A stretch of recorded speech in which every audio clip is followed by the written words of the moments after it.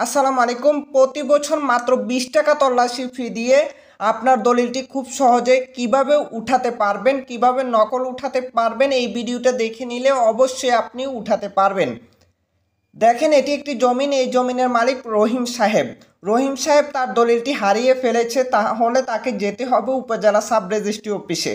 উপজেলা sub registry অফিসে রহিমের দলিল করাটা যদি 2-3 বছর বা 4 বছরের মধ্যে হয়, তাহলে তাকে যেতে হবে উপজেলা সাব রেজিস্ট্রি অফিসে। যদি এর আগে হয়ে থাকে তাহলে তাকে জেলা সাব রেজিস্ট্রি অফিসে যেতে হবে। জেলা সাব রেজিস্ট্রি অফিসে যারা নকল অফিসে কাজ করে তাদেরকে জিজ্ঞেস করতে হবে যে এই স্থানে কত সন থেকে কত সনের মধ্যে দলিলগুলো পাওয়া যাবে। এখানে যদি তার সন যদি না মিলে তাহলে তাকে যেতে হবে জেলা সাব রেজিস্ট্রি অফিসে। দলিল কিভাবে তাল্লাশি দেওয়া যায়? দলিল অনেকভাবে তাল্লাশি দেওয়া যায়।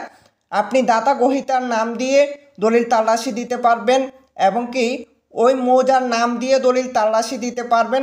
দলিল শুধু দাগ নাম্বার দিয়ে দলিল তাল্লাশি দিতে পারবেন, শুধু খতিয়ান নাম্বার দিয়ে দলিল তাল্লাশি দিতে পারবেন, সন দিয়ে তাল্লাশি দিতে পারবেন। আপনি যদি সার জানেন এবং কি দাতা গ্রহীতার নাম জানেন, দাতা গ্রহীতার নাম বলতে এখানে ক্রেতার নাম এবং বিক্রেতার নাম যদি জানেন তাহলে আপনি এর দলিলটি তাল্লাশি দিতে পারবেন। অর্থাৎ অনেকভাবে দলিল তাল্লাশি দেওয়া যায়। আপনি যেইভাবে চান ওইভাবে আপনি তাল্লাশি দিতে পারবেন।